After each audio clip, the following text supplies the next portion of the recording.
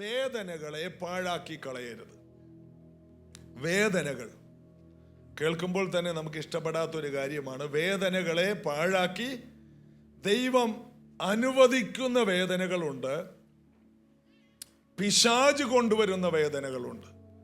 പിശാച് കൊണ്ടുവരുന്ന വേദനകളെ വിവേചിച്ച് അത് പിശാചിൽ നിന്നാണെന്ന് മനസ്സിലാക്കി അതിനെ പ്രാർത്ഥിച്ചും ഉപവസിച്ചുമല്ല അതിനെ നീക്കിക്കളയണം.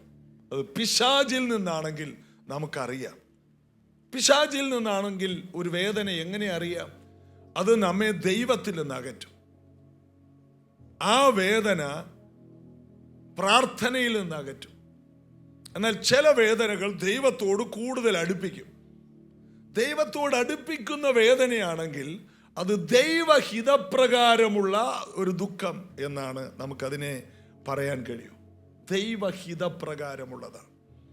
അപ്പോൾ ദൈവത്തോട് അടുപ്പിക്കുന്ന വേദനകളുമുണ്ട്, ദൈവത്തിൽ നിന്ന് അകറ്റി ലോകത്തിലേക്ക് കൊണ്ടുപോയി നശിപ്പിക്കുന്ന വേദനകളുണ്ട്. ഇതിനെ ഒരു പരിശുദ്ധാത്മാവിൽ നിറഞ്ഞ ദൈവ പൈതൽ വിവേചിച്ച് മനസ്സിലാക്കിയിട്ട് ഒഴിവാക്കേണ്ടതിനെ ഒഴിവാക്കണം. അപ്പൊ തിന്മ തള്ളണം, നന്മ തിരഞ്ഞെടുക്കണം. അടുത്തിരിക്കുന്നവരോട് പറ, തിന്മകളെ തള്ളിക്കളയണം, നന്മകളെ തിരഞ്ഞെടുക്കണം. ഇത് നമ്മൾ പഠിക്കണം. നന്മകളെ നമുക്ക് മനസ്സിലാക്കണം. അപ്പൊ നമുക്കറിയാം ദൈവത്തിൽ നിന്നുള്ള വേദനകൾ, ദൈവത്തിൽ നിന്നല്ലാത്ത വേദനകൾ. ദൈവത്തിൽ നിന്നുള്ള വേദനകളുടെ പ്രത്യേകത, ഇത് ഉപവസിച്ചാലും പ്രാർത്ഥിച്ചാലും ശാസിച്ചാലും ഒന്നും പോകത്തില്ല. ഇനി ലോകത്തുള്ള എല്ലാ പാസ്റ്റർമാരും കൂടി തലേ കൈവച്ചാൽ ഈ വേദന പോകത്തില്ല. ആ വേദനയിലൂടെ നാം കടന്നുപോയി നാം കരുത്തുള്ളവരായി മാറണം. അതിനു വേണ്ടി ദൈവം വെച്ചിരിക്കുന്ന വേദനകളുണ്ട്. ആ വേദനകളെ പാഴാക്കി കളയരുത്. എന്നാൽ ദൈവത്തിൽ നിന്നല്ലാത്ത വേദനകൾ, ഇന്നത്തെ ഈ സന്ദേശം കേട്ടൊരു വീട്ടിൽ പോയിട്ട്, ഈ വേദന ദൈവം അനുവദിച്ചതാണ്, പാസ്റ്റർ അത് പറഞ്ഞതാണ്, പാതി മയക്കത്തിൽ അങ്ങനെ കേട്ട് എല്ലാ വേദനകളെയും നെഞ്ചിൽ ചുമന്നുകൊണ്ട് നടക്കരുത്. ഞാനങ്ങനെ പറഞ്ഞിട്ടില്ല. എല്ലാ വേദനകളുമല്ല, ചില വേദനകൾ നമുക്കറിയാം. മക്കൾ വഴിതെറ്റി പോകുന്നു, അതൊരു വേദനയാണ്. ഉടനെ ആ വേദന ദൈവം എനിക്ക് വെച്ചതാണ്. അല്ല, അതിനെ ഉടനെ ശാസിക്കണം. വഴിതെറ്റി പോകാൻ പാടില്ല, അവര് ദൈവത്തിലേക്ക് വരണം. ഉടനെ ആ വിഷയത്തിന് വേണ്ടി പ്രാർത്ഥിക്കണം. ഭർത്താവ് മദ്യപാനത്തിലേക്ക് പോകുന്നു, കുടുംബ ജീവിതത്തിനകത്തൊരു വേദന, ഭാര്യയും ഭർത്താവും തമ്മിൽ അകലുന്നു. കർത്താവേ, എൻ്റെ ഇഷ്ടമൊന്നും വേണ്ട പ്രിയൻ. ആ പാട്ട് അവിടെ പാടാനുള്ളതല്ല. നിന്റെ ഇഷ്ടമാണ് ഈ ഞങ്ങൾ തമ്മിൽ അകലുന്നത്. അല്ല, ദൈവം യോജിപ്പിച്ചതിനെ മനുഷ്യന് വേർപിരിക്കാൻ കഴിയില്ല. അങ്ങനെയുള്ള അകലങ്ങൾ വരുമ്പോൾ അതിനെ ശാസിക്കണം. വീട്ടിനകത്ത് ദൈവത്തോട് അകറ്റുന്ന എല്ലാ വേദനകളെയും ഒരു ദൈവ പൈതൽ ശാസിച്ച് അതിൻ്റെ മേൽ ജയമെടുക്കണം. എത്ര പേർ അതിൽ കൈകൾ അടിച്ച് അതിനെ സ്വീകരിക്കും? ദൈവത്തിൽ നിന്ന് അകറ്റുന്ന വേദനകളെ പുറത്താക്കും. എന്നാൽ ദൈവത്തോട് അടുപ്പിക്കുന്ന വേദനകളുണ്ട്. ആ വേദനകളെ കുറിച്ച് നമ്മൾ ഇടയ്ക്ക് പറയും, കർത്താവേ, ഞങ്ങൾ എത്ര നാളായി ഉപവസിക്കുന്നു, എത്ര നാളായി വിശ്വസിക്കുന്നു, പാസ്റ്റർ പറഞ്ഞതെല്ലാം ചെയ്തു നോക്കി, എന്നിട്ട് വേദന മാത്രം മാറുന്നില്ല. ആ വേദനകൾ നമ്മെ പണിതെടുക്കുന്നതാണ്. അതുകൊണ്ട് റോമാലേഖനത്തിൽ പറയുന്നത്, കഷ്ടത സഹിഷ്ണുതയെയും സഹിഷ്ണുത സിദ്ധതയെയും സിദ്ധത പ്രത്യാശയെ ഉളവാക്കുന്നു എന്നറിഞ്ഞിട്ട് ഞങ്ങൾ കഷ്ടതകളിലും പ്രശംസിക്കുന്നു. അപ്പോൾ കഷ്ടതകളിൽ പ്രശംസിക്കാൻ പൗലോസിനെ പഠിപ്പിച്ചത്, ജീവിതത്തിൽ വരുന്ന കഷ്ടതകൾ ജീവിതത്തിൽ സഹിഷ്ണുതയുണ്ടാക്കിയെന്ന്. റോമാലേഖനം 5:3 അത് തന്നെയല്ല, കഷ്ടത സഹിഷ്ണുതയെയും സഹിഷ്ണുത സിദ്ധതയെയും സിദ്ധത പ്രത്യാശയെ ഉളവാക്കുന്നു എന്ന് അറിയണം. അറിഞ്ഞിട്ട് നാം കഷ്ടങ്ങളിലും പ്രശംസിക്കുന്നു. ചില കഷ്ടങ്ങൾ മാറാൻ നമ്മൾ മാറിക്കഴിയുമ്പോൾ ആ കഷ്ടത മാറും. നമ്മൾ മാറാൻ വേണ്ടി ചില കഷ്ടതകൾ ദൈവം വെച്ചിട്ടുണ്ട്. എന്ന് നമ്മൾ മാറുമോ അന്ന് ആ കഷ്ടത മാറും.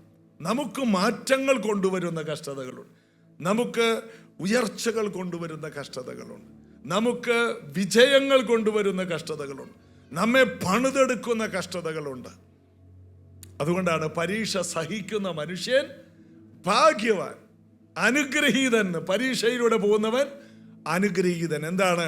അവൻ കൊള്ളാകുന്നവനായി തെളിഞ്ഞ ശേഷം അപ്പോൾ ഓരോ കഷ്ടതകളിലും കൊള്ളാകുന്നവനായിട്ട് തെളിയുവാനായിട്ട് ദൈവം കാര്യങ്ങൾ വെച്ചിട്ടുണ്ട്. അപ്പോൾ അതിനെ വിവേചിക്കാനുള്ള കൃപ ദൈവം നമുക്ക് തന്നിട്ട്. ബൈബിൾ കേൾക്കുമ്പോൾ, വചനം കേൾക്കുമ്പോൾ, ഓ ഇതിനായിരുന്നല്ലേ ദൈവം ഈ കഷ്ടത വെച്ചത്, ഇതിനായിരുന്നല്ലേ, ഓ ആ കഷ്ടത ഞാൻ സ്വീകരിക്കാൻ പാടില്ല, അതിനെ പുറന്തള്ളണമായിരുന്നല്ലേ. ഇതൊക്കെ മനസ്സിലാകണമെങ്കിൽ വേദപുസ്തകം വായിക്കണം. ശരിയായ ദൈവികമല്ലാത്തതും ദൈവികമായതിനെ തിരിച്ചറിഞ്ഞ് ദൈവികമല്ലാത്തതിനെ പുറത്താക്കണം. അപ്പോൾ നമ്മൾ പറയും, ഓ എൻ്റെ കുഞ്ഞ് കഷ്ടപ്പെടാൻ ഞാൻ സമ്മതിക്കില്ല, ഞാനോ ഇത്രയും കഷ്ടപ്പെട്ടു. ആര് പറഞ്ഞു? നമ്മുടെ കുഞ്ഞുങ്ങൾ കഷ്ടതയിലൂടെ തന്നെ കടന്നു പോകാനായിട്ട് നമ്മൾ അവരെ പരിശീലിപ്പിക്കണം. ഞാനോ ഇത്രയും കഷ്ടപ്പെട്ടു, അങ്ങനെ പറയരുത്. ഞാൻ എൻ്റെ വീട്ടിലെ 5 മക്കളിൽ രണ്ടാമനാണ്. അപ്പം ഞാൻ ചെറുതായിരുന്ന കാലത്ത് ഞാൻ വേദനിക്കാൻ എൻ്റെ വീട്ടുകാർ സമ്മതിക്കൂലായിരുന്നു. കൊച്ചായിരിക്കുന്ന കാലത്ത് എന്താണ്, ഞാൻ വേദനിച്ചാൽ എനിക്ക് ഭയങ്കര വിശപ്പാണ്, ഇങ്ങനെ തിന്നുകൊണ്ടിരിക്കും, ഭയങ്കര വിശപ്പ്. വിഷമം വന്നാൽ പിന്നെ കഴിച്ചുകൊണ്ടിരിക്കും, ബാക്കിയുള്ളവർക്ക് കൂടി കഴിക്കാൻ കിട്ടില്ല. അതുകൊണ്ട് എൻ്റെ വീട്ടിലുള്ളവർ ഞാൻ വിഷമിക്കാൻ സമ്മതിക്കില്ല. കാരണം ഞാൻ വിഷമിച്ചാൽ അവർ പട്ടിണിയിലാവും. അപ്പോൾ എൻ്റെ ചെറുപ്പം മുതൽ വേദനയെന്ന് പറയുന്നത് എനിക്കൊരു ആനന്ദമാണ്. വേദനയിലൊന്നും ചിരിക്കാൻ പഠിച്ചു. വേദനകളിലൂടെ വളർന്നു വന്നിട്ടും വേദനകളിലൂടെയാണ് ഞങ്ങളൊക്കെ വളർന്നത്. എന്നിട്ടും അതൊരു സന്തോഷമായിട്ട് എനിക്ക് ഇന്ന് വരെ തോന്നിയുള്ളൂ. അത് ഈ രക്ഷിക്കപ്പെടുന്നതിന് മുമ്പും ഈ വാക്യങ്ങളൊന്നും അറിയില്ല. എന്നാൽ വേദപുസ്തകം വായിച്ചപ്പോൾ ജീവിതത്തിൽ വന്ന വേദനകളാണ് യേശുവിനെ അറിയാനിടയായത്. വീട് തകർന്ന് തരിപ്പണമായി എല്ലാ രീതിയിലും അധപ്പതിച്ച് കിടന്നപ്പോൾ ആ വേദനകൾ ദൈവത്തെ അന്വേഷിക്കാൻ കാരണമായി. ദൈവത്തെ അന്വേഷിക്കുവാൻ എത്ര പേര് വേദനകളിലൂടെ കർത്താവിനെ കണ്ടെത്തി? അങ്ങനെയുള്ളവരെ കൈ കാണട്ടെ.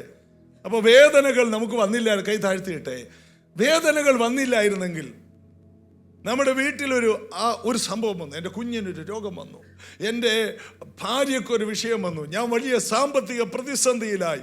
ആ പ്രതിസന്ധികളെല്ലാം നമ്മെ ദൈവരാജ്യത്തിലേക്ക് കൊണ്ടുവന്നെങ്കിൽ, പേര് സ്വർഗത്തിലുള്ളവരാക്കിയെങ്കിൽ, നമ്മെ ഈ നിലയിലേക്ക് പരിശുദ്ധാത്മാവിൽ നിറഞ്ഞ ഒരു ദൈവ പൈതലാക്കിയെങ്കിൽ, ആ കഷ്ടതകൾ നമുക്ക് അനുവദിച്ച ദൈവത്തെ നാം എത്രയധികം കൈയടിച്ച് സ്തുതിക്കണം.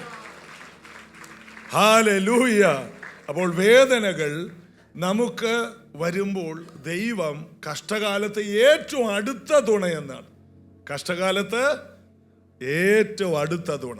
അപ്പോൾ കഷ്ടങ്ങളിൽ നാം ഒറ്റയ്ക്കല്ല, കഷ്ടങ്ങളിൽ ദൈവം നമ്മോട് കൂടുതൽ അടുത്തിരിക്കുകയാണ്. അപ്പോൾ ദൈവസാന്നിധ്യം കൂടുതൽ അനുഭവിക്കാൻ പറ്റിയ സമയം നമ്മൾ കടന്നു പോകുന്ന വലിയ പരിശോധനയാണ്. ഈ സമയത്ത് യോബിൻ്റെ അടുത്ത് നിന്ന് എല്ലാവരും പോയതുപോലെ എല്ലാവരിൽ നിന്ന് നമ്മൾ ഒറ്റപ്പെടും. എന്തിനാണ്? കൂടുതൽ ദൈവ സാന്നിധ്യം അനുഭവിപ്പാൻ കിട്ടുന്നൊരവസരമാണ്. ആരും നമ്മോട് അടുക്കുന്നില്ല. ഇത് ദൈവത്തിന് മാത്രം നമ്മെ കിട്ടാൻ ദൈവത്തിന് ലഭിക്കുന്ന ഏറ്റവും വിലപ്പെട്ട ഒരു സമയമാണ്. അതുകൊണ്ട് ഒരു ദൈവ പൈതൽ പറയരുത്, യോ ഇപ്പോൾ അവരെന്നെ മിണ്ടുന്നില്ല, ആ ബന്ധങ്ങളെല്ലാം ഞങ്ങളെ വിട്ടുപോയി, ഞങ്ങൾ ദൈവത്തോട് അടുത്തപ്പോൾ, ഞങ്ങൾ പ്രാർത്ഥനയിലേക്ക് വന്നപ്പോൾ ഞങ്ങൾക്കുണ്ടായ ബന്ധങ്ങൾ പോയി. ആ ബന്ധങ്ങളെക്കാൾ നല്ല ബന്ധങ്ങൾ തരാൻ ഇനിയും കഴിയുന്ന ഒരു ദൈവമാണ് നമ്മുടെ ദൈവം. പോയ ബന്ധങ്ങളെക്കാൾ നല്ല ബന്ധങ്ങൾ തരുവാൻ. ഞാൻ പ്രാർത്ഥനയ്ക്ക് ഇറങ്ങിയപ്പോൾ എൻ്റെ നല്ല ബന്ധങ്ങളെല്ലാം നഷ്ടപ്പെട്ടു. ഞാൻ ഓർത്തു, ഞാൻ അവരോടൊരു തെറ്റും ചെയ്തിട്ടില്ലല്ലോ. ബൈബിൾ എടുത്ത് പ്രാർത്ഥനയ്ക്ക് പോയെന്നൊരൊറ്റ കാരണം കൊണ്ടല്ലേ എൻ്റെ ബന്ധങ്ങൾ പോയത്. എന്നാൽ ഇന്ന് ഞാൻ തിരിഞ്ഞു നോക്കുമ്പോൾ ആ ബന്ധങ്ങളെക്കാൾ എത്രയോ എത്രയോ എത്രയോ 1000 മടങ്ങ് ബന്ധങ്ങളാണ് കർത്താവ് നമുക്ക് തന്നത്. അതായത് യേശു പറഞ്ഞ, എൻ്റെ നാമനിമിത്തം അപ്പനോ അമ്മയോ വീടോ ധനങ്ങളോ വസ്തുവക എന്തെല്ലാം പോയാലും ഈ ഭൂമിയിൽ തന്നെ 100 മടങ്ങ്. യേശു പറഞ്ഞ വാക്കുകളെല്ലാം അങ്ങനെ തന്നെയാണ്. വരുവാനുള്ള ലോകത്തിൽ നിത്യജീവനും പ്രാപിക്കാത്തവർ ആരും തന്നെയില്ല. എല്ലാം ഒരു ദൈവ പൈതലിന്റെ ജീവിതത്തിൽ നന്മയ്ക്കാണ്. അതുകൊണ്ട് നാം ദൈവസന്നിധിയിൽ വരുമ്പോൾ നാം വേറെ ആരെ ശ്രദ്ധിക്കരുത്. എന്നെ വിളിച്ച ദൈവം വിശ്വസ്തൻ. കേൾക്കുന്ന വചനത്തെ വിശ്വസിക്കണം, ഏറ്റെടുക്കണം, ദൈവത്തെ നന്നായിട്ട് ആരാധിക്കണം. എൻ്റെ ദൈവം എനിക്ക് ദോഷം ചെയ്യില്ലെന്ന് പറഞ്ഞ് വിഷമിച്ച് മീറ്റിംഗ് തുടങ്ങി തീരും വരെയും ആ ഒരു നിരാശയോടെ തന്നെ ഇരുന്നിട്ട് പോകുന്ന പലരുമുണ്ട്. അതെല്ലാം മാറണം. ഇല്ല, എൻ്റെ ജീവിതം നന്മയായി മാറും, ഞാനൊരു അനുഗ്രഹമായി തന്നെ മാറും എന്ന് വിശ്വസിച്ച് പ്രതികരിക്കണം. കഴിഞ്ഞ ദിവസം ആരോ എന്നോട് പറഞ്ഞു, ഇങ്ങനെ ഒരു പോസ്റ്റ് കണ്ടുന്നു, ഫേസ്ബുക്കിലാണോ എവിടെയാണോ, എനിക്ക് ഫേസ്ബുക്കില്ല, ഫേസ് മാത്രമേ ഉള്ളൂ. അപ്പോൾ അതിനകത്ത് കണ്ടത് ഇങ്ങനെയാണ്: ഒരാൾ മലയാളിയായിട്ട് ജനിക്കുന്നു, എന്നിട്ട് മരിക്കും വരെ അവരെന്തോർക്കും, ഇവരെന്തോർക്കും, അവരെന്തോർക്കും, ഇവരെന്തോർക്കും എന്ന് ഓർത്തോർത്ത് ഒന്നും ചെയ്യാതെ മരിക്കുന്നു. മലയാളി മാത്രമേ ഉള്ളൂ ഭൂമിയിൽ അങ്ങനെ മരിക്കുന്ന ആൾ. കാരണം അവരെന്തോർക്കും, ഇവരെന്തോർക്കും, അയൽവക്കക്കാരെന്തോർക്കും. അയ്യോ, നമ്മൾ അത്രയും നല്ല ഒരു ഡ്രസ്സ് ഇട്ട് കഴിഞ്ഞാൽ മറ്റുള്ളവരെന്തോർക്കും,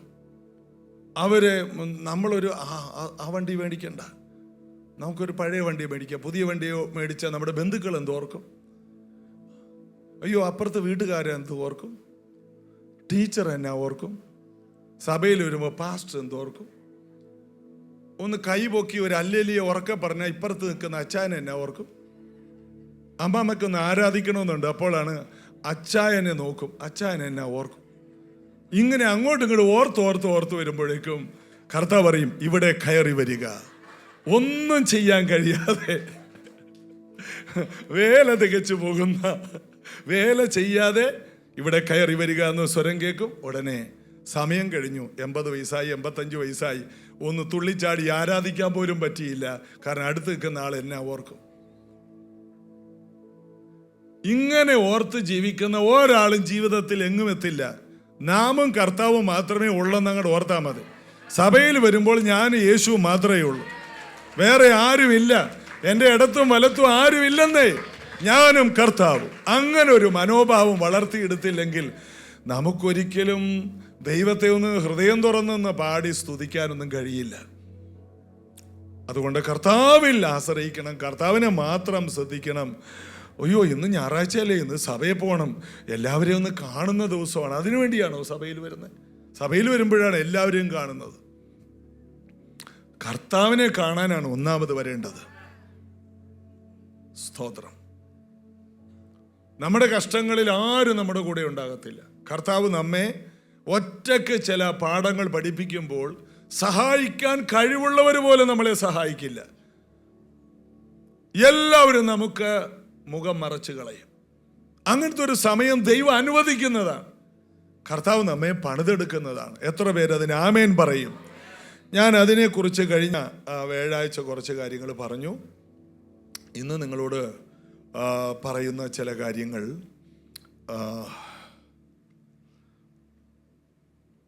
ഒന്നാമത്തെ കാര്യം, ഈ വേദനകൾ അനുഗ്രഹങ്ങളെ കൊണ്ടുവരുന്നു എന്ന ഒരു കാര്യമാണ് ഞാൻ ഈ പറയാൻ പോകുന്നത്. വേദനകൾ നമുക്ക് ദൈവികമായ വേദനകൾ, ദൈവം അനുവദിക്കുന്ന വേദനകൾ. ആ വേദനകൾ വരുമ്പോൾ പിറുപിറുത്ത് ഞാൻ പ്രാർത്ഥനയ്ക്ക് വരുന്നില്ല എന്ന് പറഞ്ഞ് ആരാധിക്കുന്നില്ല, ഇനി വന്നാലും ഞാൻ കയ്യും കെട്ടിയിരിക്കും, ഇങ്ങനെയൊന്നും പറഞ്ഞ് പരാതിപ്പെട്ടിരിക്കരുത്. എന്ത് ചെയ്യണം? വേദനകളെ കുറിച്ചൊന്ന് പഠിക്കാം നമുക്ക്. ഒന്ന്, വേദനകൾ നമ്മെ ദൈവത്തോട് കൂടുതൽ അടുപ്പിക്കും. ഒന്നാമത്തെ കാര്യം, എഴുതിയെടുക്കുന്നവർക്ക് വേണമെങ്കിൽ ഇന്നത്തെ ഈ പഠനം ഒന്ന് എഴുതിയെടുക്കാം. അതായത് വേദനകൾ നമ്മെ ദൈവത്തോട് കൂടുതൽ അടുപ്പിക്കും. സങ്കീർത്തനം 119 71 വാക്യം ഉപവാസ പ്രാർത്ഥനയിൽ നമ്മൾ വായിച്ചതാണ്. എന്താണ്? നിന്റെ ചട്ടങ്ങൾ പഠിക്കുവാൻ തക്കവണ്ണം ഞാൻ കഷ്ടതയിലായിരുന്നത് എനിക്ക് ഗുണമായി.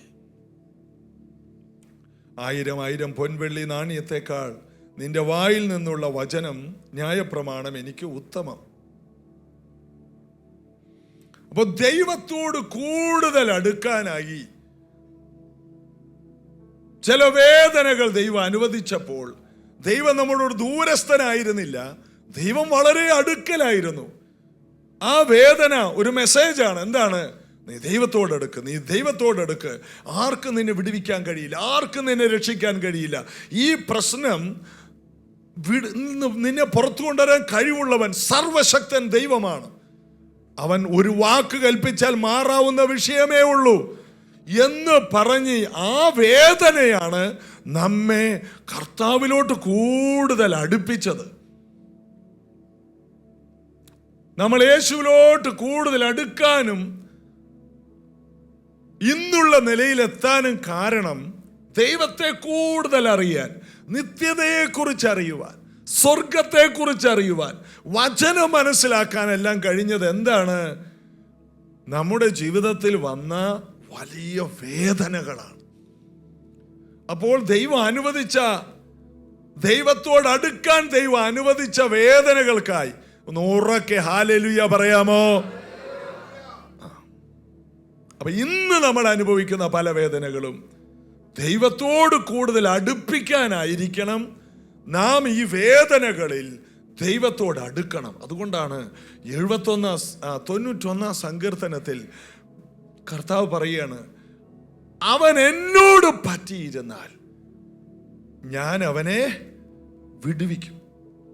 കഷ്ടകാലത്ത് അവൻ എന്നെ വിളിച്ചപേക്ഷിക്കും, ഞാൻ അവന് ഉത്തരമരുളും. 15-ാം വാക്യം, അവൻ എന്നെ വിളിച്ചപേക്ഷിക്കും, ഞാൻ അവന് ഉത്തരമരുളും. കഷ്ടകാലത്ത് ഞാൻ അവൻ്റെ കൂടെ ഇരിക്കും. കഷ്ടകാലം വരുമ്പോൾ എല്ലാവരും നമ്മെ വിട്ടുമാറാൻ ദൈവം ഒരു അവസരം ഉണ്ടാക്കുകയാണ്. നമുക്ക് നന്മയുള്ളപ്പോൾ, നമുക്കൊരു അനുഗ്രഹം ഉള്ളപ്പോൾ നമ്മുടെ കൂടെ കൂടുന്നവരെ അവർ നമ്മുടെ കഷ്ടകാലത്ത് നിൽക്കാത്തവരുമായിരിക്കും. എന്നാൽ കഷ്ടകാലത്ത് നിൽക്കുന്നവരാണെങ്കിൽ അത് ശരിയായിട്ട് നമ്മുടെ കൂടെ തന്നെ നിൽക്കാനുള്ളവരാണ്. ഒരു കഷ്ടകാലം വരുമ്പോൾ നമ്മൾക്ക് കൈതരാതെ മാറിപ്പോയെങ്കിൽ അതിൻ്റെ അർത്ഥം അവരൊന്നും നമുക്ക് പറ്റിയ സ്നേഹിതരല്ല. എന്നാൽ കഷ്ടകാലത്ത് ഒരു വ്യക്തി നമ്മുടെ കൂടെ വിട്ടുമാറാതെ നമ്മുടെ നിഴല് പോലെ നമ്മുടെ കൂടെ ഇരിക്കും. അത് നമ്മുടെ കർത്താവാണ്. കർത്താവ് പറഞ്ഞു, ലോകാവസാനത്തോളം എല്ലാ നാളും ഞാൻ നിന്നോടുകൂടി ഇരിക്കും. കല്യാണ ഉടമ്പടിയിൽ ഇവിടെ ഞാൻ പല കല്യാണവും നടത്തിയിട്ടുണ്ട്. ആരോടെങ്കിലും ലോകാവസാനത്തോളം എല്ലാ നാളും കൂടിയിരിക്കുമെന്ന് ഭർത്താവ് ഭാര്യയോട് പറയുന്ന വാക്യം ചൊല്ലിക്കൊടുത്തിട്ടുണ്ടോ? ഭർത്താവ് പറയുകയാണ്, ഡാഷാകുന്ന ഞാൻ, ഡാഷാകുന്ന നിന്നെ ലോകാവസാനത്തോളം എല്ലാ നാളും പോറ്റി പുലർത്തി ഒരു ഉത്തമനായ ഭർത്താവിൻ്റെ കടപ്പാടുകൾ നിർവഹിക്കാമെന്ന് ഉടമ്പടി ചെയ്യുന്നു എന്ന് ഏതെങ്കിലും ഒരു ഭർത്താവിനെ കൊണ്ട് ഉടമ്പടി ചെയ്യിച്ചിട്ടുണ്ടോ? ഇല്ല. ഒരു കാര്യമാണ് അവിടെ പറയുന്നത്, മരണം നമ്മെ വേർപിരിക്കും വരെ, മരണം വരെയുള്ളൂ വിവാഹം എന്ന ഉടമ്പടി. എന്നാൽ മരണത്തിനപ്പുറത്തേക്ക് ഉള്ള ഒരു ജീവിതത്തിലേക്കാണ് യേശു കർത്താവ് നമ്മെ വിളിച്ചത്. മരണത്തെ തോൽപ്പിച്ച് മരണത്തിൽ നിന്ന് എഴുന്നേറ്റ് വന്നിട്ട് മത്തായിയുടെ സുവിശേഷം 28-ാം അധ്യായം 17 മുതൽ വായിക്കുമ്പോൾ കാണാം, സ്വർഗത്തിലും ഭൂമിയിലും സകല അധികാരവും എനിക്ക് ലഭിച്ചിരിക്കുന്നു. നിങ്ങൾ പുറപ്പെട്, ഭൂമിയുടെ അറ്റത്തോളം പോ, മരിച്ചവരെ ഉയർപ്പിക്ക്, രോഗികളെ സൗഖ്യമാക്ക്, ഭൂതങ്ങളെ പുറത്താക്ക്, സൗജന്യമായി കിട്ടിയതല്ല സൗജന്യമായി കൊടുക്ക്, എല്ലാവരെയും സ്നാനപ്പെടുത്ത്, ഞാനോ ലോകാവസാനത്തോളം എല്ലാ നാളും നിങ്ങളുടെ കൂടെയുണ്ട്. ഉയർത്തെഴുന്നേറ്റ കർത്താവാ പറഞ്ഞത്. അതിൻ്റെ അർത്ഥം ഇടക്ക് വെച്ച് ഞാൻ ഇനിയും ക്രൂശിൽ കയറില്ല, ഇനിയും ഞാൻ കല്ലറയിൽ പോകില്ല, ഞാൻ എന്നേക്കുമായി ഉയർത്തെഴുന്നേറ്റു. ഉയർത്തെഴുന്നേറ്റവനാണ് പറഞ്ഞത്, ഞാൻ എല്ലാ ദിവസവും എല്ലാ നിമിഷവും നിന്റെ കൂടെ ഉണ്ടാകും. നീ കൂരിൽ താഴ്വരയെ കൂടി പോയാലും ഞാൻ നിന്റെ കൂടെ ഉണ്ടാകും. വേദനകളിലൂടെ പോകുന്നവർ അറിയേണ്ട ഒരു സത്യമാണ്, കർത്താവ് എനിക്ക് തുണ, ഞാൻ പേടിക്കില്ല. മനുഷ്യർക്ക് എന്നോട് എന്ത് ചെയ്യാൻ കഴിയും? പൗലോസ് പറയുകയാണ്, ആർക്കും എന്നെ തോൽപ്പിക്കാൻ കഴിയില്ല, എൻ്റെ കൂടെ എൻ്റെ കർത്താവുണ്ട്. എബ്രായ ലേഖനം 13:5-6 വായിക്കുമ്പോൾ നമ്മൾ കാണുന്നത് അതാണ്. 6-ാമത്തെ വാക്യം, ആകയാൽ കർത്താവ് എനിക്ക് തുണ, ഞാൻ പേടിക്കില്ല.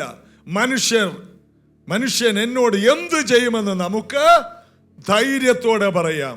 മനുഷ്യരാണല്ലോ ഈ മന്ത്രവാദവും ആഭിചാരവും കൊലപാതകങ്ങളും അക്രമങ്ങളെല്ലാം അഴിച്ചുവിടുന്നത്. അപ്പൊ മനുഷ്യരിലൂടെ വരുന്ന ഒരനർത്ഥവും നിന്നെ തൊടില്ല. കാരണം ഉയർത്തെഴുന്നേറ്റ കർത്താവ് നിനക്കൊരു ഉറപ്പ് തന്നിട്ടുണ്ട്, ലോകാവസാനത്തോളം എല്ലാ നാളും നിന്റെ കൂടെയുണ്ട്. നിന്റെ വേദനകളിൽ നീ ഒറ്റക്കല്ല, നിന്റെ വേദനകളിൽ നീ കർത്താവുമായിട്ട് ഒന്നിച്ചാണ്. നിങ്ങളെ തോൽപ്പിക്കാൻ ആർക്കും കഴിയില്ല. പണ്ട് ഒരു മദ്യപാനിയായ മനുഷ്യൻ ഒരു ജംഗ്ഷനിൽ നിന്നുകൊണ്ട് വെല്ലുവിളിക്കുകയാണ്, ധൈര്യമുള്ള അപ്പൻ്റെ മോനാണെങ്കിൽ വാടാ എന്ന് പറഞ്ഞ് രാവിലെ തൊട്ട് വൈകിട്ട് വരെ. അവസാനം ഉച്ചയായപ്പോൾ ആരും, അതുവരെയും ഇയാളുടെ കയ്യിലൊരു വടിയൊക്കെ ഉണ്ട്, വെല്ലുവിളിക്കുകയാണ്. അപ്പോഴാണ് അതിനേക്കാൾ വണ്ണവും ആരോഗ്യമുള്ള ഒരാൾ വന്നിട്ട്, എടാ ഞാനുണ്ടടാ എന്ന് പറഞ്ഞു. അപ്പോൾ ഇയാൾ പേടിച്ചു പോയി. അയാളുടെ കയ്യെ കയറി പിടിച്ചിട്ട്, എടാ ധൈര്യമുള്ള അപ്പൻ്റെ മോനാണെങ്കിൽ വാടാ, ഞങ്ങളോട് ജയിക്കാൻ ആരെങ്കിലും ഉണ്ടെങ്കിൽ. ഇതാണ് ലോകത്തിൻ്റെ ധൈര്യം. അതിനേക്കാൾ വണ്ണമുള്ള ഒരുത്തം വന്നപ്പോൾ ഇവൻ്റെ ധൈര്യമൊക്കെ കെട്ടുപോയി. എടാ ഞങ്ങളെ തോൽപ്പിക്കാൻ ആരെങ്കിലും അപ്പൻ്റെ മോനുണ്ടോടാ, അമ്മയുടെ പാല് കുടിച്ചവൻ ഉണ്ടോടാ, വാടാ. ഇതാണ് ലോകത്തിൻ്റെ ധൈര്യം. എന്നാൽ നമുക്കറിയാം, ഞാൻ ഒറ്റയ്ക്കാണ്, ഈ പ്രശ്നത്തിൽ ഞാൻ ഒറ്റയ്ക്കാണ്, ഈ വേദനയിൽ ഞാൻ ഒറ്റയ്ക്കാണ്, ഈ സങ്കടത്തിൽ ഞാൻ ഒറ്റയ്ക്കാണ്, ഈ പ്രശ്നം ഞാൻ ഒറ്റയ്ക്കാ ചുമക്കുന്നത്. എന്നാൽ ഈ പ്രതികൂലത്തെ ചുമക്കാനുള്ള ശക്തി തരുന്നവൻ, എന്നെ ശക്തനാക്കുന്നവൻ എൻ്റെ ഒപ്പമാണ്. കൈകളടിച്ച് എൻ്റെ യേശു എൻ്റെ കൂടെയാണ്, ഞാൻ പേടിക്കില്ല. അടുത്തിരിക്കുന്നവരോട് പറ, ഒരിക്കലും പേടിക്കേണ്ട കാര്യമില്ലെന്ന് പറ. അത് എന്നെ പേടിച്ചാ പറയുന്നേ. കർത്താവ് എനിക്ക് തുണ, ഞാൻ പേടിക്കില്ല, ഒരു മനുഷ്യനും എന്നോടൊന്നും ചെയ്യില്ല. ഇതെല്ലാം വായിക്കുമ്പോൾ ഒരു ദൈവ പൈതലിന്റെ അകത്ത് നല്ല ധൈര്യം വേണം. ഇത് എന്നോടാണെന്ന് പറഞ്ഞ് അതിനോട് പ്രതികരിച്ചാൽ അത് നിന്നോടാണ്, നിന്നോടുള്ള സന്ദേശമാണ്. ഇന്ന് നീ ധൈര്യപ്പെട്ടേ പോകൂ. നിന്റെ ജീവിതത്തിലുള്ള പ്രശ്നങ്ങളെ നീ ഒറ്റയ്ക്ക് നേരിടാൻ പോവുകയാണ്. അതിനുള്ള വചനം ഇന്ന് കർത്താവ് നിനക്ക് തരും.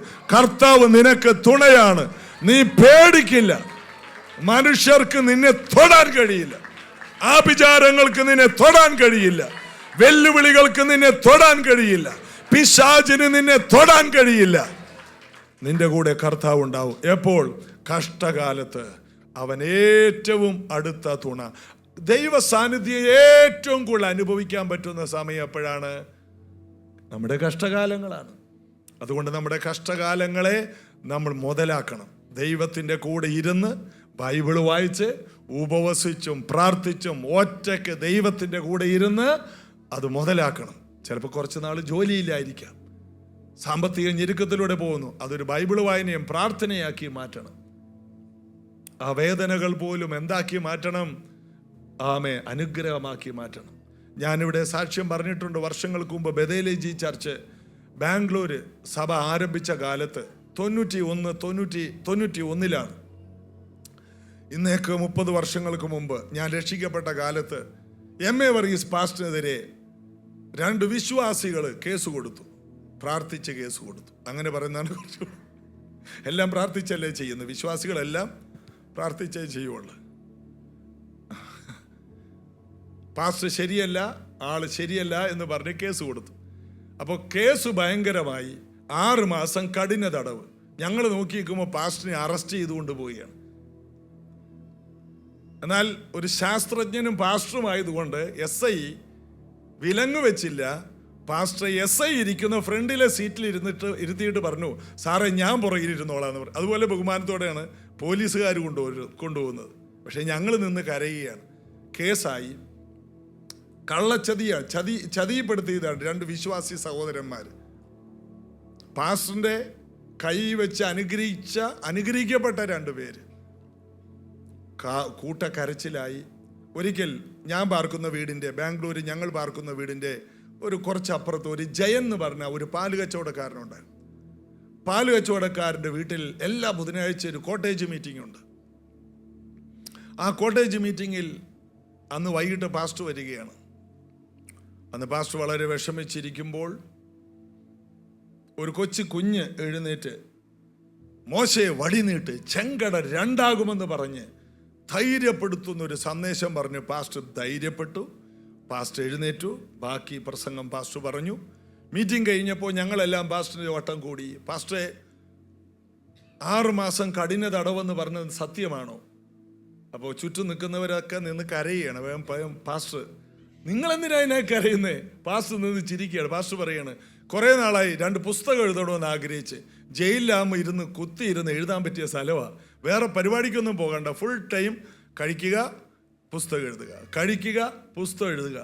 ആ ഭയങ്കരമായിട്ട് ഞങ്ങൾ കണ്ട ആ വിഷയം പാസ്റ്റർ വളരെ ലളിതമായിട്ട്, ഏതായാലും കഠിന തടവൊന്നും നടന്നില്ല, ഞങ്ങളെല്ലാവരും കൂടിയിരുന്ന് ഉപവസിച്ച് പ്രാർത്ഥിച്ചു. ആ പ്രാർത്ഥനയുടെ 14-ാം ദിവസം കേസ് ഏറ്റെടുത്ത CBI ഉദ്യോഗസ്ഥർക്ക് ഒരാൾ മരിച്ചു, അടുത്തയാൾ രക്തഛർദ്ദിച്ചു. അവര് കേസ് പിൻവലിച്ചിട്ട് പറഞ്ഞു, നിങ്ങളോട് കേസിന് ഞങ്ങളില്ലേ എന്ന് പറഞ്ഞ് ക്ഷമ ചോദിച്ചു. ഗവൺമെന്റ് ആ കേസ് തള്ളിക്കളഞ്ഞു. അങ്ങനെയാണ് ബഥേലേജി ചർച്ച് വളർന്നത്. കഷ്ടതയുടെ തീച്ചൂളയിലൂടെ കടന്നുപോയ സമയത്ത് അതിന് ദൃക്സാക്ഷിയാകാൻ എനിക്ക് ഒരവസരം കിട്ടി. അതായത് ജീവിതത്തിൽ അപൂർവ കാര്യങ്ങൾ വരുമ്പോൾ, അഗ്നി പരിശോധനയിൽ അപൂർവ കാര്യം വന്നാലും പേടിക്കരുത്, അതെല്ലാം നന്മയ്ക്കാണ്. ആ ഒരു പ്രശ്നമാണ് ആ സഭ വളരാൻ ഒരടിസ്ഥാനമായി മാറിയത്. കൂടെ നിൽക്കുന്ന വിശ്വസ്തരാരൊക്കെ കഷ്ടകാലത്ത് ഉണ്ടാകുമെന്നും ഇട്ടേച്ചു പോകുന്നവരാരൊക്കെയാണെന്നും രണ്ടായിട്ട് സഭയെ മനസ്സിലാക്കാൻ കഴിഞ്ഞത്, പാസ്റ്ററിന് മനസ്സിലാക്കാൻ കഴിഞ്ഞത് അവിടെയാണ്. എന്നാൽ ആ സമയത്ത് പാസ്റ്ററോട് ചേർന്ന് നിൽക്കാൻ അന്നും ഇന്നും എന്നും ഇത്രയും വർഷമായിട്ടും ആ സഭയോടും പാസ്റ്ററോടും ചേർന്ന് നിൽക്കാൻ എനിക്കൊരു ഭാഗ്യം കിട്ടി. ആ ഒരു അനുഗ്രഹം എൻ്റെ മേൽ വന്നു. ഞാനൊരു കർത്താവിൻ്റെ വേലക്കാരനായി മാറി. പാസ്റ്ററിൻ്റെ ഹൃദയവും മനസ്സും തുറന്നുള്ള അനുഗ്രഹം, സഭയുടെ അനുഗ്രഹം നമ്മുടെ മേൽ വന്നാൽ അത് നമുക്കൊരു അനുഗ്രഹമാണ്. ഇത് ഞാൻ പറയുമ്പോൾ നിങ്ങൾക്ക് പല കാര്യങ്ങളും ഇതിൽ നിന്ന് പഠിക്കാൻ കഴിയും.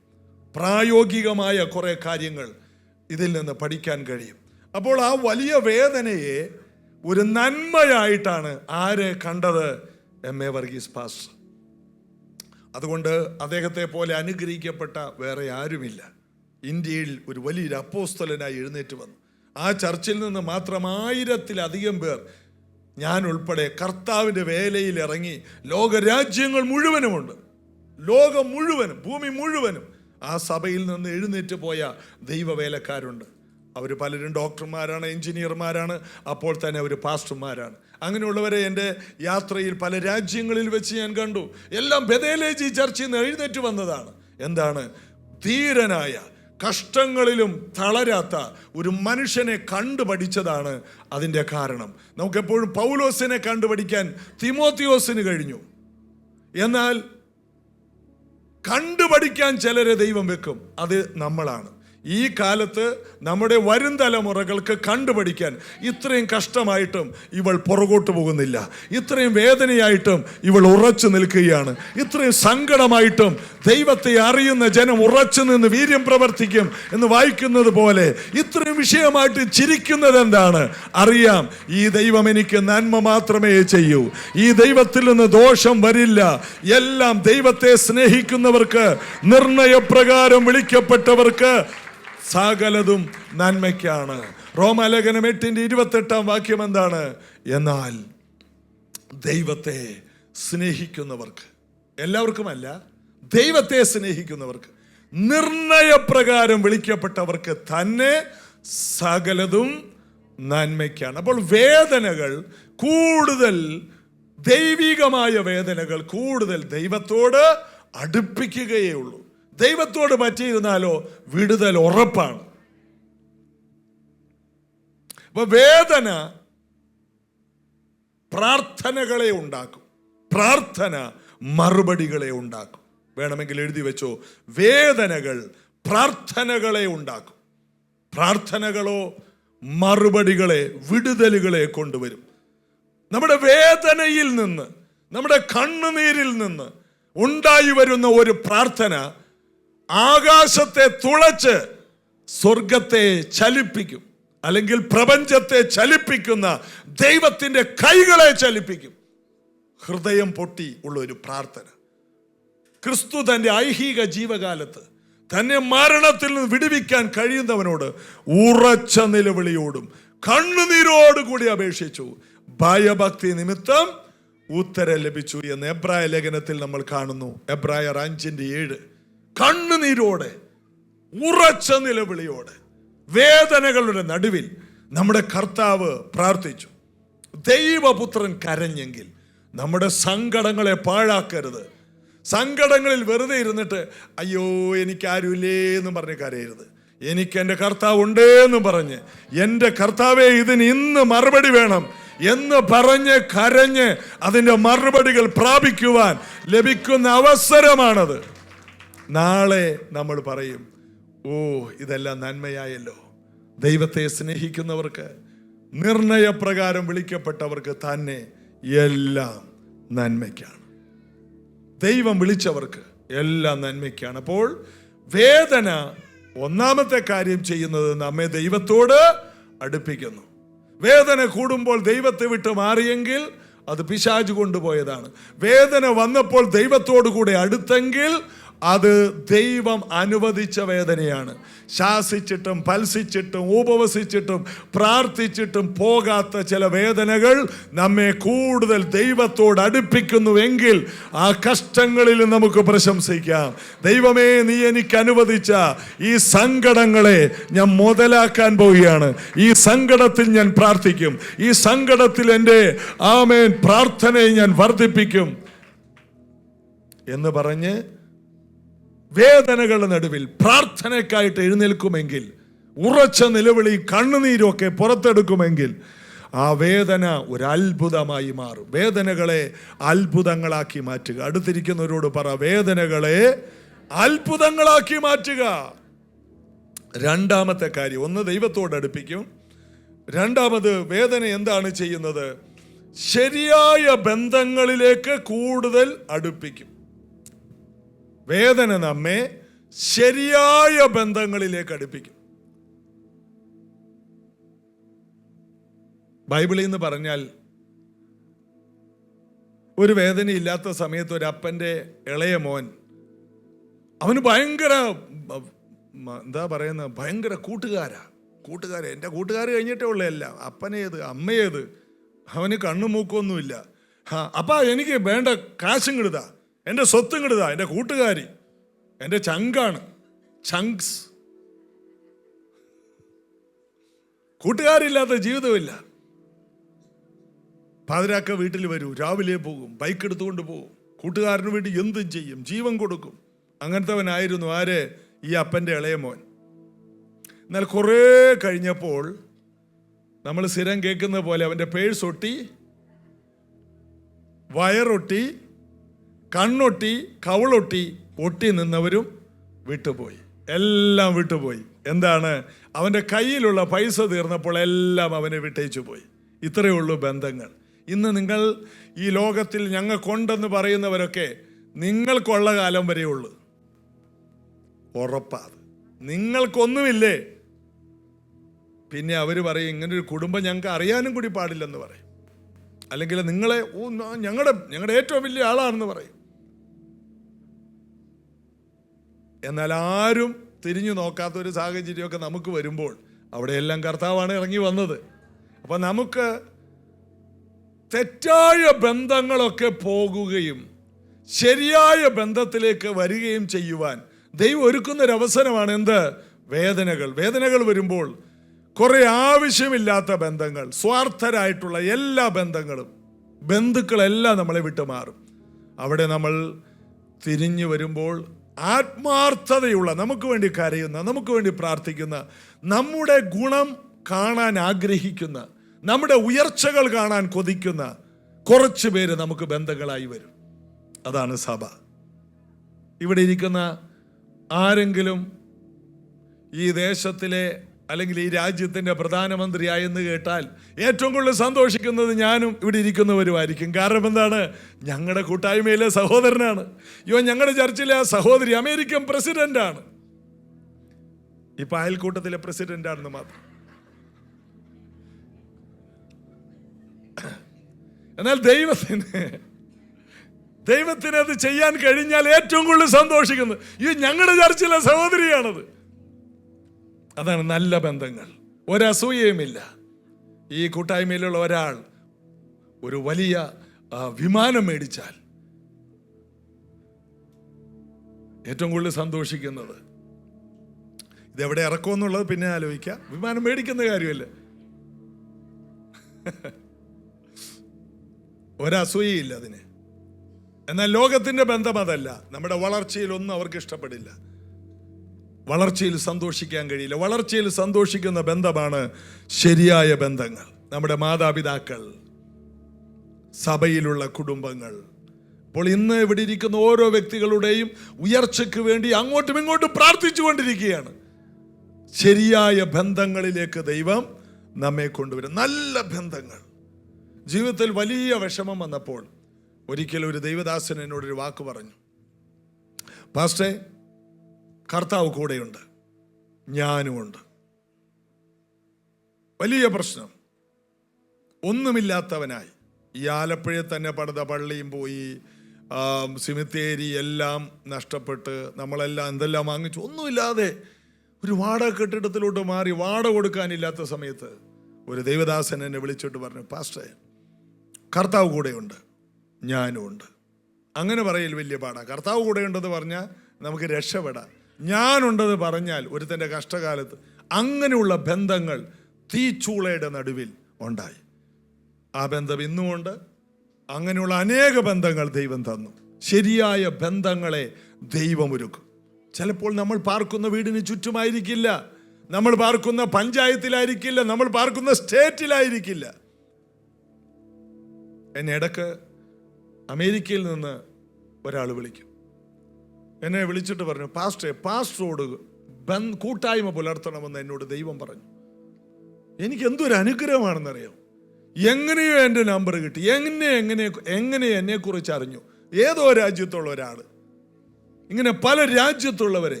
ഒരിക്കൽ 1.5 ലക്ഷം പേരുള്ള സഭ, ഒരു കൂട്ടായ്മയുടെ ഒരു വലിയ പാസ്റ്റർ, അദ്ദേഹത്തെ ദൂരെ നിന്ന് ഞാൻ കണ്ടിട്ടുള്ളൂ. ഒരു ദിവസം എന്നെ വിളിച്ചിട്ട്, നമ്മുടെ ആ ചർച്ചിൻ്റെ ബസ് കിടക്കുന്ന ആ സ്റ്റെപ്പ്, അവിടെ ഞാൻ നിൽക്കുകയാണ്, വിഷമിച്ച് നിൽക്കുമ്പോൾ അദ്ദേഹം എന്നെ വിളിച്ചിട്ട്, അദ്ദേഹത്തിന് മലയാളം ശരിക്കറിയില്ല,